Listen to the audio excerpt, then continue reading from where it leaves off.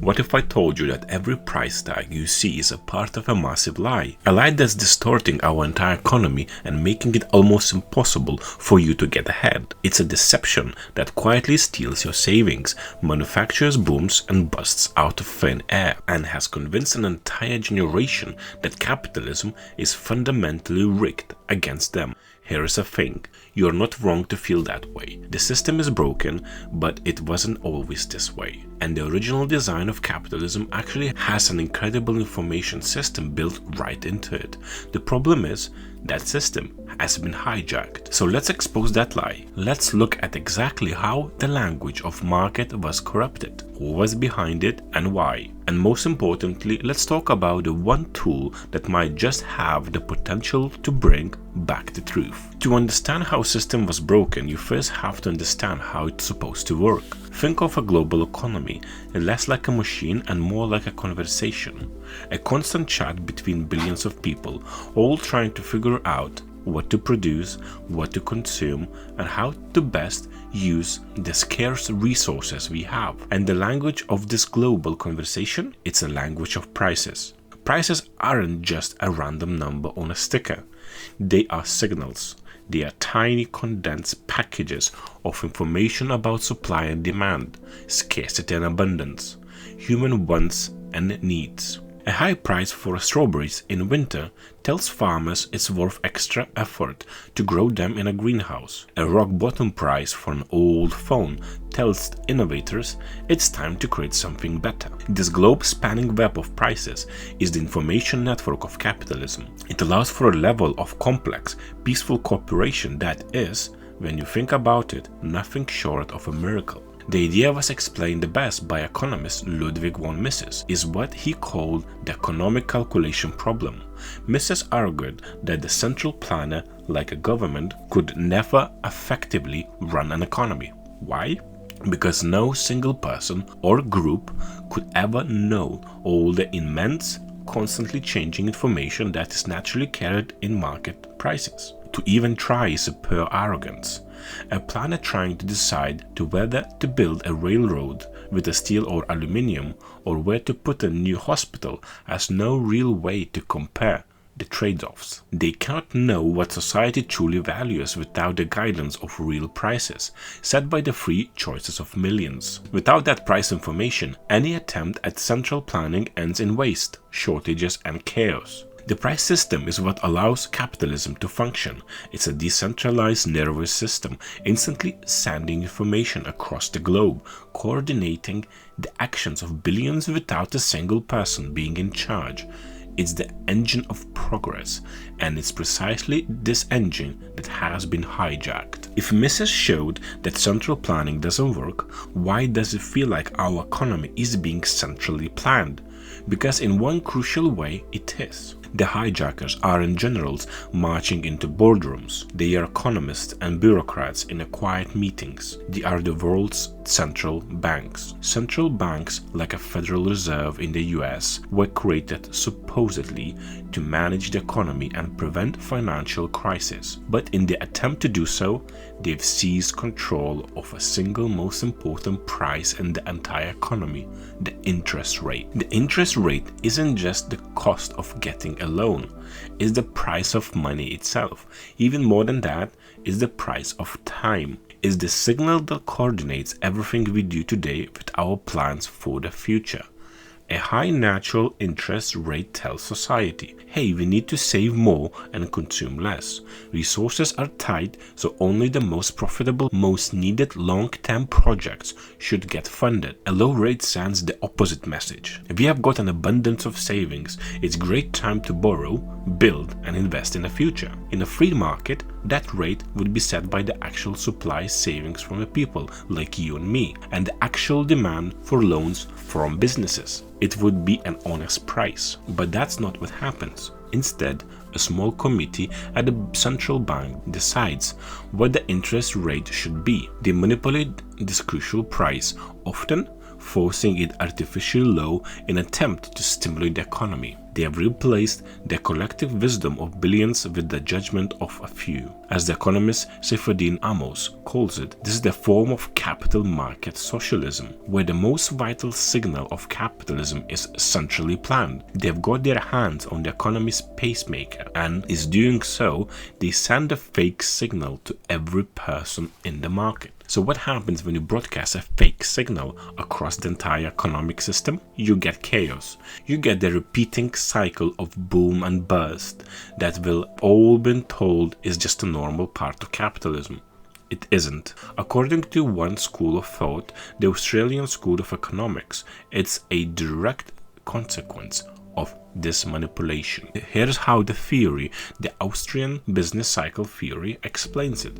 The central bank artificially pushes interest rates down. This is like turning down the volume on a fire alarm while a fire is starting. The signal of scarcity is silenced. Entrepreneurs and businesses hear this fake low-rate signal and think it's a green light. They believe there are more real savings available than there actually are. So they start borrowing like crazy to fund ambitious long-term projects, new factories, speculative tech ventures, massive housing development. This is the boom. The stock market soars, real estate bubbles inflate, and everyone feels rich. But it's all built on a lie. The savings weren't real. They were an illusion created by a central bank intervention.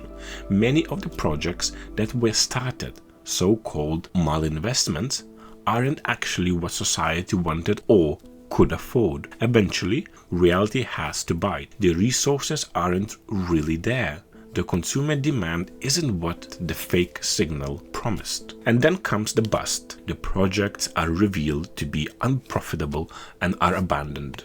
Businesses fail, markets crash, and the workers hired for these unsustainable ventures are laid off. This is the recession. It's not a failure of capitalism. According to this theory, it is the painful but necessary correction process where the market tries to liquidate the mistakes made during the artificial boom. Proponents of this view would say this isn't just a theory, it is the story of 2008 financial crisis, which was preceded by the years of artificially low interest rates from the Fed that fueled a massive unsustainable housing bubble. The boom and bust cycle is incredibly destructive, but there is more personal, more insidious consequence of this hijacked system. It's the slow, silent theft of your wealth and your future through inflation. When a government wants to spend more than it collects in taxes, it can either borrow the money or have its central bank facilitate the expansion of the money supply. For decades, they have done both, with the central bank acting as the enabler. To keep interest rates low and help fund government deficits, central banks can create new money. It's not physical printing presses anymore. Today is mostly digital, adding zeros to the bank balance sheets. But you can't create value out of nothing. You can only dilute the value of the money that already exists. This is inflation. It's not that prices are just going up, it's that the purchasing power of your money is systematically going down. The dollar in your savings account, the paycheck you just got, it's all being constantly devalued. It's a hidden tax that you never voted for. This forces every single one of us to become a speculator. Your simple savings account becomes a leaky bucket. To just preserve your wealth, you are forced into the stock or real estate markets, gambling to find a return that can outrun inflation. You have to risk your future just to stay afloat. This constant de-evaluation punishes savers and rewards debtors. It transfers wealth from the prudent to the connected, from the average person to the government and to the financial sector who gets access to the new money first, before its purchasing power declines. This is the ultimate betrayal. The very tool that is meant to be a stable store of value, your money, has been turned into an instrument of theft. You work hard, you try to save, but the monetary system itself is designed to make you fall behind. If you are starting to see how deep this problem goes, and if you ever felt that the system was rigged but you couldn't put your finger on why, hit the subscribe button. We are about to get to the solution, and you are not going to want to miss how we might be able to actually fix this. So, how do you fix a system built on a lie? You need to reintroduce a form of money that cannot be easily manipulated. You need a signal that cannot be faked. For centuries, humanity used gold for this. Gold is valuable because it's scarce, durable, and hard to produce. No government can print more gold. However, the gold standard wasn't perfect. While it limited long-term inflation, it was also associated with periods of sharp deflation and financial panics. Ultimately, it was vulnerable. It had to be stored in a centralized vaults, which made it easy for governments to seize, just as the US did in 1933. This is where Bitcoin comes in. Bitcoin is compelling because it takes the best properties of gold and upgrades them for the digital age. The most important of these is its absolute verifiable scarcity. There will only ever be 21 million Bitcoin. This isn't a policy promise. It's a rule written into the code and enforced by a global decentralized network.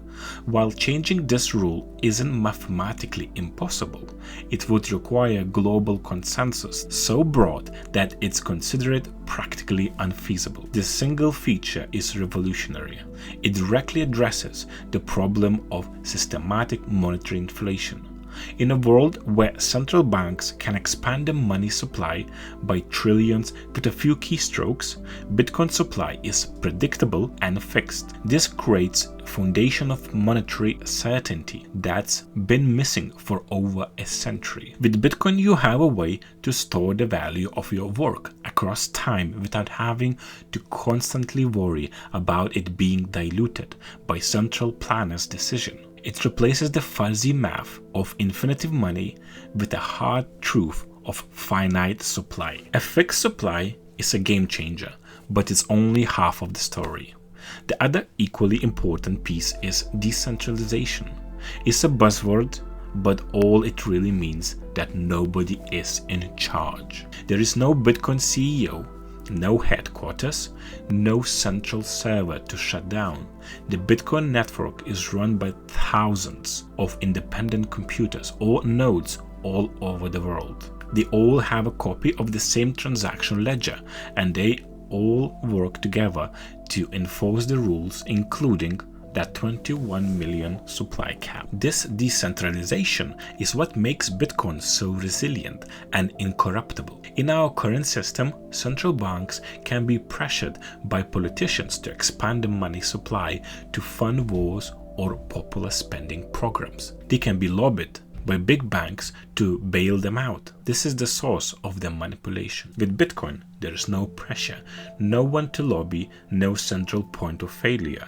While it's not a magic bullet, and there are several debates about future risks from things like quantum computing or regulation, its core design is what makes it different. It is money that is free from the control of any single entity. It is governed by rules, not by rulers. It offers a separation of money and state, much like the printing press helped separate church and the state. By taking the power to manipulate money away from a small group and distributing it to a global network, Bitcoin provides an answer to the problem of the hijackers. So let's bring this all together. How does a new form of money, one with a fixed supply and no rulers, actually fix hijacked capitalism?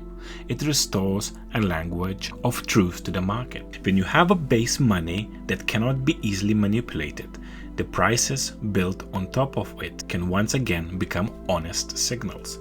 The interest rate, the economy's heartbeat, would no longer be set by a committee. It would be determined by the real supply and demand for capital, the collective voluntary choices of billions of people. With honest interest rates, the devastating boom and bust cycles driven by that monetary manipulation could be significantly dampened. Entrepreneurs would get real signals about resources availability.